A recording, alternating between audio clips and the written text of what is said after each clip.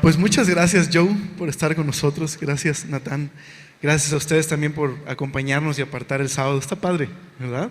Para aprender todas estas cosas. Y tenemos aquí una serie de preguntas que ustedes nos han hecho el favor de escribir, de hacer, y queremos simplemente terminar este día contestándolas.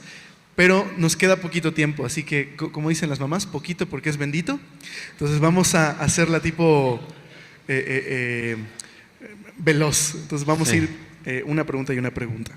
Y esta es una pregunta para Joe, aunque Natán también puede contestar, por supuesto. Dice, ¿por qué fue Caín a otro lugar cuando mató a Abel?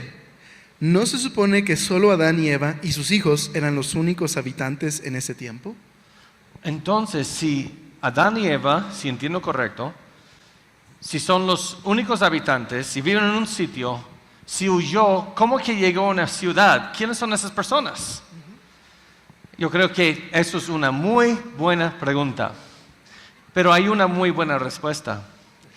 Por todo Norteamérica y también aquí en México, en Latinoamérica, hay nombres de ciudades que encuentras en Europa. Incluso la Biblia habla del río Tigris y Eufrates, y esos no son los mismos ríos que hoy, aunque están hoy porque ya pasó el diluvio. Entonces, ¿cómo tenemos ríos, Eufrates, Tigris, hoy, y están también en la Biblia, antes del diluvio? Es porque es esto. ¿Dónde llegó Hernán Cortés aquí a la Ciudad de México, verdad? No, porque no se llamaba Ciudad de México, se llama Teotihuacán, ¿no? Lo mismo aquí. Lo que después Moisés está hablando, el libro de Génesis, mucho tiempo después. Entonces, cuando él está hablando donde llegó Caín, está hablando del nombre de la ciudad que llegó a ser. Acuérdense, esto no se está escribiendo en el momento que está sucediendo, está escribiendo mirando hacia atrás. Y también aquí hay muchas ciudades. No, esa es otra pregunta, ¿verdad? Sí, ok. También la gente dice, ¿y qué de los ríos de la Biblia que son antes del diluvio? ¿Cómo podemos tenerlos hoy? Es porque Noé y su familia en el arca se bajan y se renombran ríos debido a ríos que conocían antes. Igual a ciudades aquí, hay Londres en los Estados Unidos. Y si tú crees que vas a tener un buen tiempo en Londres, Kentucky, cuando llegas, es un rancho, ¿verdad? Pero alguien llegó de Londres y sus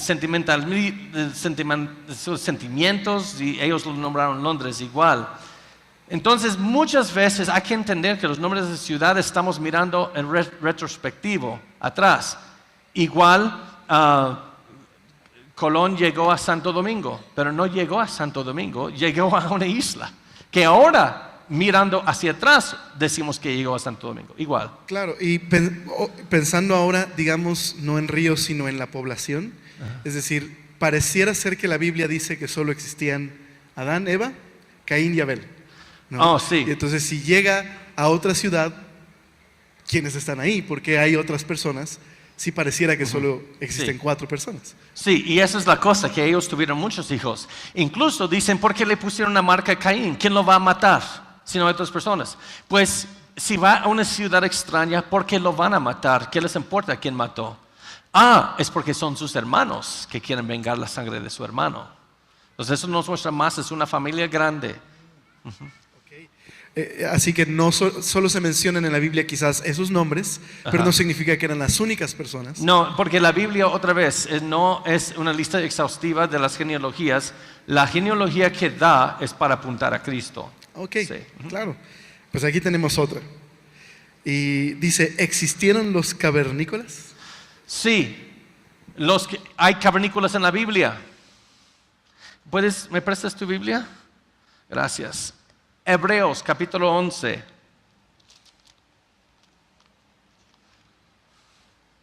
Apologetic Study Bible, ¿eh? Yo le iba a decir que mi esposa diría que sí, vive con uno en casa. Ay, sí. Alguien no va a cenar. ¿Se acuerdan de los héroes de la fe en la Biblia? De los que errando por desiertos y cavernas de la tierra, no No me recuerdo cuál versículo es. Va a estar aquí.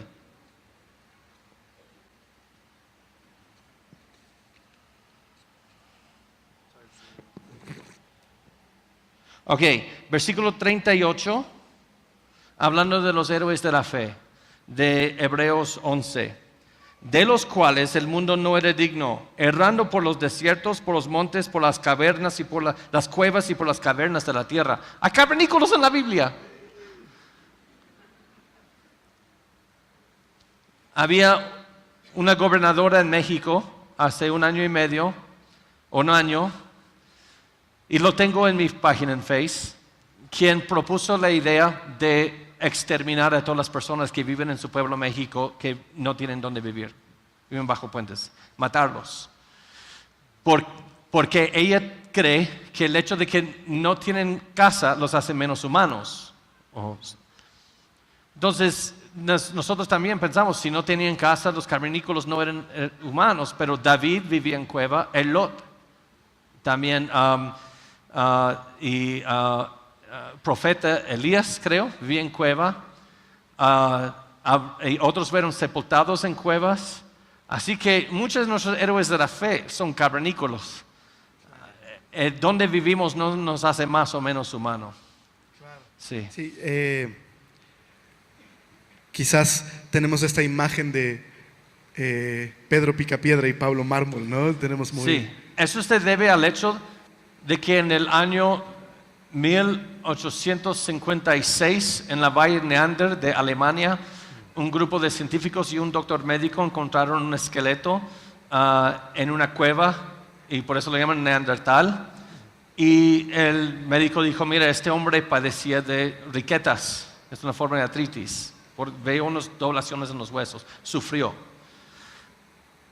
3 años después, Darwin escribió El origen de las especies, y luego en el año 1871 él escribió El origen del hombre y enseñó las razas que me los enseñé.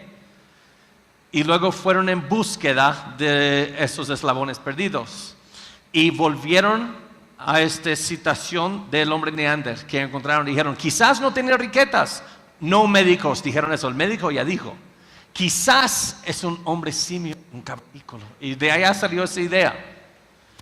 Desde entonces han encontrado más de 400 esqueletos de los neandertales y se dieron cuenta que ese grupo nomás tenían riquetas, esos pocos ahí, riquetas. Y ahora en el Museo de los Neandertales en Alemania, si los ve como los depictan ahorita, parecen cherokees, igual.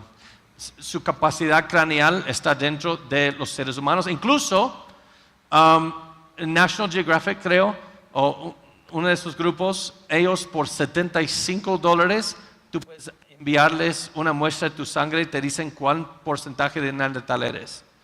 Porque los grupos de personas como asiáticos, neandertales, se casaban entre otros grupos de personas. En nuestro ministerio uno lo hizo y él es 4% neandertal. Entonces son seres humanos. Claro. Solamente que vivir en cueva, no más. Pero imagínense, corriendo de la Torre de Babel, diferentes grupos lingüísticos se van emigrando y encontraban cuevas en las áreas donde hay más frío y predadores. Pero, mira, imagínense, ahora entro en cueva y soy menos humano, salgo de cueva, soy más humano, entro y salgo y tú te vas mareando. Humano, no humano, humano, no humano. No tiene sentido. Claro. Sí. Debe haber algún equivalente de Yabadabadú en hebreo, quizás. No sé. Dice esta pregunta y que es relacionada con Génesis, pero también es una pregunta teológica interesante. Dice, mi hijo me preguntó, ¿y de dónde fue creado Dios? Eso es para mí, ¿verdad? Ambos pueden responder. ¿Quién creó a Dios? Exactamente. Hace rato hablé con alguien sobre esto. Entonces, esta es una buena pregunta porque todo el tiempo la hacen. Lo que significa ser Dios es que no eres creado. O sea, si tú no eres creado, entonces eres Dios. Porque Dios es creador, eso es lo que lo define como Dios. Entonces, sería una pregunta ilógica hasta cierto punto porque sería como preguntar, ¿quién es la esposa del soltero? Si tiene esposa, entonces no es soltero. Si alguien creó a Dios, entonces no es Dios. Es creación. Y hay alguien por encima de él. Es la respuesta corta. Si alguien no hubiera creado a Dios, ese alguien sería Dios. Claro, tiene que haber alguien que no se ha creado. Un ser no causado eterno que empezó el procedimiento de causa-efecto. Claro, el llamado ser necesario, ¿verdad? Sí. Un ser necesario. Una causa final de todas las causas, de todos los efectos que hay. Exactamente. Buena respuesta. Están muy filosos ustedes dos. Me voy a pegar más. A ver si se me Ser pega. o no ser. Alguien que come tacos ahorita que se acabe esto. Vamos a ver. Exacto. Aquí hay otra pregunta que me parece muy, muy interesante también. Quizás no es alrededor de Génesis, pero sería de mucho ánimo para nosotros. ¿Cómo podemos compartir nuestra fe a personas científicas de manera que no se sientan ofendidas? Tú y yo. Ok. Vamos a entender la antropología por un momento. Toda la raza ser humana, la predicación de la cruz es una ofensa. Sean científico o no. Unos nos escondemos atrás de ira contra Dios. Unos nos escondemos atrás de decir que Dios no existe. Otros nos escondemos atrás de una religión. Perdón, les he estado dando la espalda todo ese tiempo, ¿verdad? Perdón, me he hecho para atrás. Y tengo que entender algo. Podemos entrar en lo que se llama evidencialismo aquí, creyendo que si el hombre escucha suficiente evidencia, se va a salvar. Vamos a Romanos 1, porque tenemos que ser bíblicos en nuestros métodos. Yo puedo entrar en algo filosófico aquí. El pragmatismo es nuestro peor enemigo, pero lo abrazamos al diario. Y nos enciega la verdad. Porque creemos que solamente hay suficiente evidencia, van a ser salvos. ¿Se acuerdan la charla que les dije que el proyecto Genoma Humano mostró que hay una sola raza? Y luego, ¿cuál relato es verdad de allí? ¿La Biblia o la predicción evolucionista? Entonces, ¿todos corrieron hacia Cristo cuando salió esto? No, solo cambiaron su teoría. Entonces, vamos a ver cuál es el problema verdadero. Porque yo entiendo que entendiendo el problema es la manera que abordamos el compartir el Evangelio. Y muchas personas usan a Romanos 1 para decir que todo el mundo sabe que Dios existe. Erróneo. Eso no es lo que dice. Eso es lo implícito, pero lo explícito es otra cosa. Lo voy a leer. Versículo 18. Porque la ira de Dios se revela desde el cielo contra toda impiedad e injusticia de los hombres que no han visto suficiente evidencia para que conozcan a Cristo. No dice eso, ¿verdad? Lo que dice es los hombres que detienen con injusticia la verdad. Dice la Biblia que no hay una falta de evidencia. El hombre con su pecado está deteniendo la evidencia. ¿Cuál evidencia? Vamos a ver. ¿De lo que Dios existe? No. Algo más allá que eso. Porque lo que de Dios se conoce les es manifiesto, pues Dios se lo manifestó.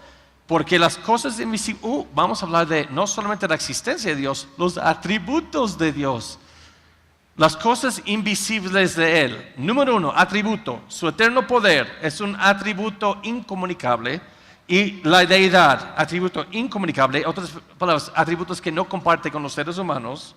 Esos dos atributos de Dios se hacen claramente visibles desde la creación del mundo, siendo entendidas por medio de las cosas hechas, de modo que no tienen excusa. Cuando yo conocí a Cristo, cuando yo caí bajo la convicción del Espíritu Santo por mis pecados, y habiendo escuchado el Evangelio de este hermano que les mostré, les prometo, en esa noche, en el agosto de 2003, no hubo ningún debate. Yo supe que Dios existe. Yo dejé de detener la evidencia. ¿Por qué estaba deteniendo la evidencia? Porque esa evidencia me acusa. Me estaba acusando la evidencia, por eso lo estaba deteniendo, porque me acusaba. La ley de Dios, el ayo perfecto, los hermanos de aguas vivientes nos enseñan eso. Yo tapaba todo eso porque me acusaba ante Dios, ante el mundo, ante mi familia. Así que yo les quiero animar en algo. Aprende la apologética, comparte el evangelio, pero acuérdense de eso. Ningún argumento ganaría a alguien a los pies de Cristo. Ustedes saben, hay creacionistas que creen en la palabra de Dios literalmente que van al infierno y Satanás es uno de ellos. Satanás no es ateo. Satanás sabe de la resurrección de Cristo, él vio. Él dice que Dios es uno y tiembla. Así que, aunque sí compartimos las evidencias, solo para ayudar como para quitar los estorbos, lo hacemos para tener plataforma para compartir el evangelio. Porque la fe viene por el oír, y el oír no viene de los argumentos de Joe Owen o Natán Díaz o Rabbi Zacarías, vienen de la palabra de Dios, Cristo. Así que yo tengo que confiar en el poder del evangelio. Sí. Es decir, si te entiendo bien, el científico que no cree en Dios tiene la misma necesidad espiritual que cualquier persona. La misma, porque es hecho a imagen de Dios, no puede borrar eso. Claro, totalmente. Pues nos da ánimo, ¿verdad? Para compartir. Dice esta pregunta, me parece también muy interesante. ¿Por qué hay científicos creyentes en Dios, pero que también sostienen la teoría de la evolución? ¿Cómo se puede conciliar ambas cosas? ¿Eso a mí otra vez? Si quieres que diga una cosa nada más. Sí, diga. A veces la gente simplemente dice, no importa, el punto es que Dios creó las cosas y ya. O sea, cómo lo hizo no importa. Al menos que haya una implicación teológica. Y una mosca que... malvada. Si hay una implicación teológica, entonces sí importa cómo lo estás interpretando. Y creo que el tema para mí siempre es ¿cuándo entró la muerte? Y como consecuencia de qué entró la muerte. Si tú quieres conciliar la evolución con tu creencia en Dios, en Génesis y la manera en que interpretas Génesis, vas a tener que permitir que el proceso de muerte sea parte del proceso de creación de Dios, antes de que el hombre pecara, lo cual es un serio problema teológico a la luz de Romanos 5 y otros pasajes que dicen no, la muerte entró por el pecado del hombre. Antes del hombre no había muerte, por lo menos en los seres con aliento de vida. Bueno, pero eso es mi... Eso es. Ok, todos somos incongruentes en algo, porque somos pragmáticos. Y el pragmático quiere decir que mi convicción es el mejor resultado, sea verdad o no. Y todos somos en algo en eso, y por eso Romanos 12, 1 y 2 habla de que tenemos que hacer siempre estar renovados, ¿verdad? En vez de conformarnos al mundo. No hay ninguna, y les digo eso, no hay ninguna defensa bíblica para se llama evolución teísta, que Dios usó la evolución. No hay ninguna. Incluso, eso es eisegesis en vez de exégesis. Dice en Génesis 1 que Dios creó al hombre y sopló el aliento de vida del polvo de la tierra y luego sopló el aliento de vida en sus narices y se volvió un nefesh kaya, un ser viviente, un alma viviente. Entonces hubo el hombre, aliento de vida, nefesh kaya, se volvió una alma viviente. ¿Saben que también hay otras criaturas con alma viviente, con nefesh kaya, que son nefesh kaya, los animales? Génesis 1 también dice que los animales tienen el aliento de vida en sus narices. Entonces, ¿cuál es el problema con eso? Evolución teísta dice que Dios creó al Dios creó al animal con nefesh kaya y luego sopló el aliento de vida en sus narices y se volvió un hombre. Eso va en orden al revés. Entonces, Dios se equivocó. Quizás Dios no aprendió darwinismo suficiente bien para darnos su palabra. Eso es decir que Darwin tuvo que corregir la palabra de Dios. Y eso es peligroso. Y como dijo Natán, un momento, si son producto de la evolución, ¿cuál es el mecanismo de evolución? La muerte, la supervivencia más apto. Entonces Dios dice a Adán, si comes de este árbol vas a morir. Y Adán dice, ¿y qué? Ya tenemos millones de años muriendo aquí, nuestra raza se vuelve más chula cada vez, así que adelante caminante. Todo el evangelio deja de tener sentido. Y luego un punto más. Hagamos una línea de tiempo. Esa pared hasta allá, el muro hasta allá, es el punto de partida. En el principio creó Dios. Y luego, eso es decir que pasaron en el principio creó Dios los cielos y la tierra. Pasaron millones y millones y millones y millones y millones y millones de años de evolución. Y luego llegamos aquí, Adán y Eva. Y luego solamente 4,000 años después, Cristo. ¿Qué son 4,000 en comparación a millones y millones? Nada. Entonces en Marcos, Jesús mirando hacia atrás en el túnel de tiempo, dice, ¿no has leído que desde el principio Dios los creó varón y hembra? Entonces, ¿dónde tuvimos que responder? No, Cristo, no leíste a Darwin, te equivocaste. Porque no, desde el principio Dios los hizo por evolución y apenas hace 4,000 años los hizo varón y hembra. Entonces, Dios se equivocó en dar Génesis 1, Jesús se equivocó, así que Dios, Padre, Hijo, Espíritu Santo están sujetos a Charles Darwin. Entonces, alguien que cree en evolución teísta, les tengo que preguntar, ¿quién es la autoridad? Dios o un hombre que ni conocía qué es el ADN todavía cuando Dios creó el ADN. Sí. Claro. Excelente respuesta, excelente respuesta. Esta es para Natán. Es difícil. Es relacionado con la conferencia que diste alrededor de la confiabilidad de la Escritura. Y dice, pasajes de la Biblia que han sido añadidos. Es decir, pasajes que a lo mejor contienen, que no estaban en los originales, pero que son posteriores. ¿Por qué se permiten el día de hoy? ¿Por qué no se corrigen? Esa es una buena pregunta y no la toqué en la conferencia, por eso creo que es buena que lo mencionemos. Sí hay algunos pasajes que a través de la crítica textual determinamos, no yo, los que hacen crítica textual, determinan que no fueron escritos por los autores originales. Entonces, por ejemplo, para los que esto sea nueva información, voy a dar una explicación para no crear una crisis de fe aquí. El pasaje de la mujer que es sorprendida en adulterio, donde Jesús está dibujando en la tierra con su dedo y luego les dice el que esté libre de pecado que arroje la primera piedra. Eso no está en los manuscritos más antiguos del Evangelio de Juan. Ese pasaje no está. Entonces, determina, eso Juan no lo escribió probablemente, esa sección. Entonces, ¿qué pasó? Probablemente es una historia que fue pasando por varias generaciones a través de tradición oral, que eventualmente decidieron que valía la pena incluir dentro del Evangelio de Juan.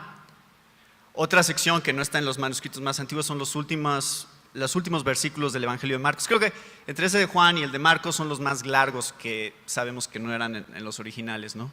Donde dice que los morderán serpientes y no les pasará nada. Todo eso no está en los manuscritos más antiguos de Marcos. ¿Por qué están? Bueno, la respuesta es que por tradición de la iglesia se han ido incluyendo a lo largo de los siglos. Y el asunto ahí es que precisamente el hecho de que sabemos que no fueron escritos originalmente da todavía más confiabilidad a lo que ustedes tienen en sus manos. Porque precisamente sabemos que no estaban en los originales. O sea, el hecho de que podemos determinar esas cosas muestra qué tan buena es la ciencia de la crítica textual. Ahora, el asunto es que ninguno de esos pasajes contradicen la narrativa bíblica o la doctrina que ya existe dentro de esos libros. Por eso es que continúan estando en muchas versiones. Hay otras versiones que inclusive o los omiten o ponen una anotación abajo que dice los manuscritos más antiguos no incluyen esta sección. Por ejemplo, si ustedes leen el Padre Nuestro en Mateo 6, la última parte del Padre Nuestro igual no está en los manuscritos más antiguos, ¿no? Que tuyo sea el poder, el reino y la gloria por los siglos. Esa parte no está, pero se considera que por tradición de la iglesia eso se había incluido como una doxología al Padre Nuestro que no contradice en ninguna manera lo que vemos en el resto de las escrituras de cómo orar a Dios. empezó dándole la gloria, termina dándole la gloria y punto. O sea, no hay ningún problema doctrinalmente.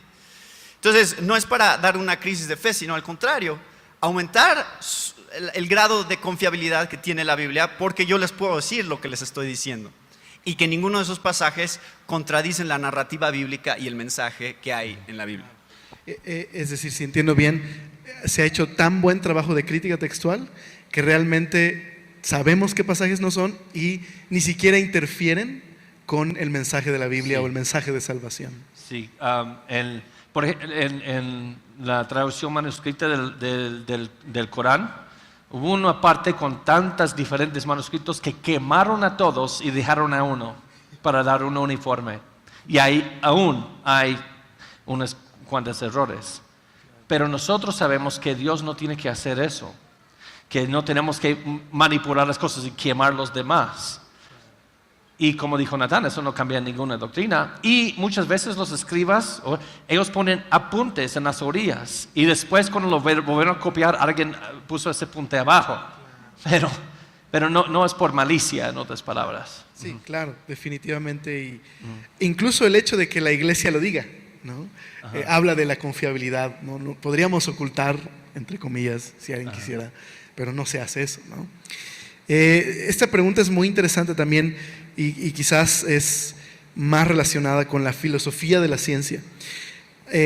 Hoy hablaste, dice la pregunta, alrededor de la validez científica del relato bíblico.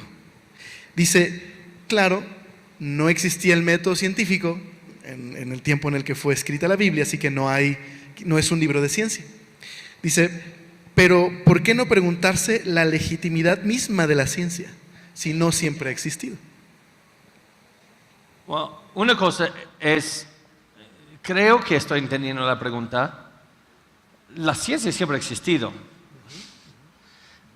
Hebreos, en el libro de Hebreos, que dice que Cristo sostiene todo con el poder su poder. Y nosotros apenas estamos midiendo la manera que sostienen las cosas con las leyes de la física, de la gravedad. Estamos viendo cómo Él hace que no vayamos flotando en el espacio, muriendo allí. De las leyes de movimiento, de causa y efecto. Eso lo estamos midiendo, las leyes que siempre han existido. Pero quiero aclarar algo aquí. Y la razón que me gusta la pregunta es porque yo no dependo en la ciencia operacional para confiar en la Biblia. Y yo hablé de las restricciones de la ciencia en el principio, que no puedes responder directamente a la pregunta de orígenes. Pero no podemos tampoco con nada. Como les dije, ¿cómo sabes que existió Cristóbal Colón? Alguien me compruébamelo. Y no, lo único comprobable en el mundo es la matemática, lo más cerca que llegamos. Nada ni en la ciencia. Solo podemos repetir experimentos y decir, ok, pues podemos formar una teoría con eso, pero no estamos seguros. Sunaidesis, creo que más o menos se dice así en el griego, que es cuando Pedro tuvo un conocimiento interno que sí. La palabra de Dios, algo que no mencionamos hoy. ¿Saben por qué yo creo en la palabra de Dios? Aparte de todas esas evidencias que estuvimos hablando. John Piper escribió un libro que se llama Una gloria peculiar recientemente. En el capítulo 8 les recomiendo ese libro. Gloria peculiar.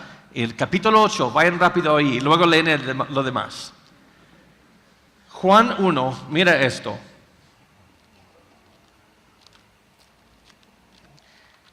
Hey, ustedes hicieron la pregunta, ahí les va su prédica. Yo no hice la pregunta. Ok, otra vez, versículo 14 de Juan 1. Escuchemos muy bien a esto. Y aquel verbo, aquel logos, aquella palabra activa, se hizo carne, fue hecho carne y habitó entre nosotros. Él no lo dice esto nada más para presumir que yo andaba con él como mero. Él está diciendo, yo soy un testigo ocular. Y vimos su gloria en el monte de transfiguración. Gloria como del unigénito del Padre, porque cuando en el monte de transfiguración escuchó la voz del Padre decir, este es mi hijo, yo lo vi. Juan está defendiendo a Jesús con la gloria de Dios que experimentó en él. Les tengo una pregunta. Según de Corintios 4:6, ¿sabes por qué al final de cuentas, con todas las pruebas científicas, pruebas lógicas, ¿sabes por qué yo creo en la palabra de Dios después de todo eso? Según de Corintios capítulo 4, versículo 6. Porque Dios, que mandó de que las tinieblas resplandeciese la luz. El apóstol Pablo está hablando de Génesis 1, que estuvo las tinieblas sobre la faz del abismo y luego Dios dijo haya luz y hubo luz. Ese Dios que ustedes escucharon en Génesis 1 es el que resplandeció en nuestros corazones para iluminación del conocimiento de la gloria de Dios en la faz de Jesucristo. Yo creo en la Biblia porque Dios me regeneró. Yo era un hombre muerto, Colosenses 2:13, estamos muertos en tus pecados. Génesis 1:1 al final de Apocalipsis me habla de Cristo. Y el Cristo que me sale de las páginas a mí, de esta palabra, en su rostro, el conocimiento de la gloria de Dios. La gloria revelada de Dios en esta palabra es mucho más allá que cualquier investigación humana. Miren los debates políticos, ¿quién gana? No, entonces debatiendo la Biblia al fin, ellos van a quedar con sus ideas, tú te vas a quedar con tus ideas, pero hay una verdad absoluta aparte de nuestras opiniones. Y Dios tomó un hombre completamente muerto y me mostró su gloria a través de la faz de Cristo. Y la faz de Cristo se ve en Génesis 1:1 al final de Apocalipsis. Claro, como Pablo, básicamente, ¿no? Sí. Que nos muestra, Jesús se le reveló y le conoció, ¿verdad? Sí. Tenemos una última pregunta, bueno, hay varias, pero es la última que vamos a hacer por el tiempo. Vamos a tratar de, si podemos hacerlo, responder todas las que hay a través del programa de radio que tenemos de Semilla de Mostaza.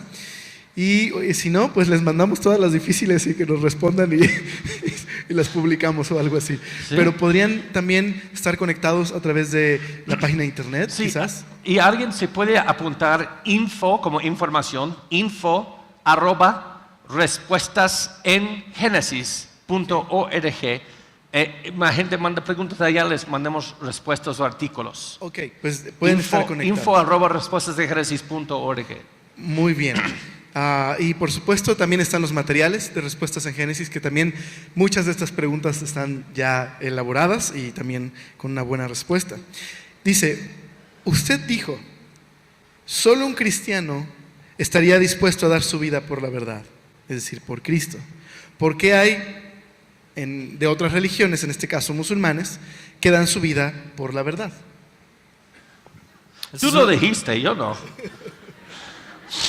Es una buena pregunta y lo más importante en formular esa pregunta es ver cuáles son las diferencias entre un cristiano que da su vida y un musulmán que da su vida. Ahora, yo hice referencia a los testigos originales de la resurrección y del mensaje que Jesús dio. Entonces, si empezamos por ahí, en ese sentido hay una diferencia muy grande, porque los que están dando su vida hoy en día como musulmanes no son los testigos originales, son personas que escucharon el testimonio de una sola persona. Entonces ahí hay una diferencia importante. Una cosa es el testimonio de las personas, muchas, que estuvieron dispuestos a dar su vida, que son los testigos originales que dieron el mensaje, que transmitieron el mensaje. Pero la otra diferencia muy importante es los cristianos cuando dan su vida la dan en un sentido muy diferente a los musulmanes, porque no es suicidio. O sea, Dios no nos dice, ve y amárrate una bomba y aviéntate contra los que son enemigos del evangelio y así vas a llegar al cielo y tener 70 vírgenes a tu lado por toda la eternidad. Es lo que dirían en el Islam. Es algo muy diferente a yo creo esta verdad y como yo te amo, voy a predicar esta verdad aunque me cueste mi vida, aunque tú me quieras matar a mí. O sea, yo no estoy tomando mi propia vida, yo estoy dispuesto a que alguien más me mate por causa del mensaje que yo estoy dando. Eso es muy diferente. O sea, Y es importante hacer esas diferenciaciones porque esas diferenciaciones explican mucho inclusive de qué es la fe cristiana. Nosotros no estamos muriendo para obtener nuestra salvación. Morimos o estamos dispuestos a morir porque hemos sido salvados. Y ya las cosas materiales y esta vida que entendemos que es temporal ya no tiene el mismo valor que tiene para alguien que es todo lo que tiene, ¿no? Entonces, esas diferenciaciones son vitales para entender qué está pasando en estos dos escenarios. Sí, mucha gente muere por mentiras, pero las razones, lo que los motivan a morir son completamente diferentes. Y lo que hablaba yo hace un momento es la razón por la cual un cristiano está dispuesto a morir. Yo he visto la gloria de Cristo y Él es mejor que todas las demás cosas, y por amor a mis enemigos voy a morir. Y un musulmán no dice eso. Dice, yo voy a matar a mis enemigos para obtener el favor de Dios. No tiene nada que ver con el amor por el prójimo. Hay unas cosas fundamentales ahí en la doctrina y las razones por las cuales la gente hace las cosas. No sé si eso ayuda, pero creo que eso por lo menos los va llevando en la dirección correcta en cuanto a poder diferenciar qué está pasando en cada uno de esos escenarios. Claro. Es decir, el martirio cristiano no es para ganarse el cielo, sino la razón es porque han sido salvados. Y el amor al prójimo es la motivación. Claro. O sea, yo te amo, por eso estoy dispuesto a ir a los lugares y en las circunstancias que sean para proclamar un mensaje de amor, claro, aunque me cueste la vida. Claro. Y eso no es lo que predica el Islam. Bueno, por lo menos no en el Islam radical, que es al que se están refiriendo, ¿no? Sí, los seguidores testigos oculares de Mohammed, ellos mataban a gente. Claro. Y ahora hay unos engañados y por eso también mueren y matan. Pero hay que hacernos la pregunta, ¿por qué los apóstoles salieron, que ellos hubieran sabido, fueron testigos oculares si Jesús resucitó o no? Y porque ellos salieron contados dignos, regocijando de sufrir con Cristo por haber sido golpeados por compartir el Evangelio. Si ellos no son engañados, porque ellos saben si son mentira o no, son los testigos. Tú puedes inventar una religión e engañar a alguien que también quisiera quizás morir por un prójimo. Si lo engañas suficiente, lo lavas el cerebro. Pero ¿por qué los discípulos lo hicieron? ¿Quién nos lavó el cerebro? No hubo nadie, porque fueron los testigos oculares, son ellos. ¿Y cómo les fue? ¿Cómo les fue? Martirio, martirio, martirio, golpes, martirio, golpes, martirio. Y después de ellos, los comieron los leones para entretenimiento de los romanos en el Coliseo. Y ellos lo hicieron, sí, como dice Natán, es por amor. Claro. Y ¿saben qué? Espero que nosotros también aquí tuviéramos el amor por nuestro prójimo para hacer lo mismo. Porque hemos experimentado la gloria de Dios como del unigénito del Padre. Claro. Y como estábamos en México, el pilón va relacionado con esto que eso me dijo mi esposa con nuestro último hijo. Ahí te va el pilón. Y dije, ¿cómo? Me dijo, tienes que aprender más español. Exacto. Entonces, relacionado con el amor al prójimo, hemos estado alrededor de varias horas estudiando, aprendiendo. Muchos de nosotros vamos a llegar a casa y a pasar notas, otros a dormir, porque mañana a las 6 de la mañana hay que estar aquí en celebración de la resurrección. Pero, ¿qué sigue? Terminó la conferencia, regresamos a casa. Un último consejo. ¿Qué nos dirías? ¿Qué deberíamos hacer? Un consejo sería arrodillarte ante tu Creador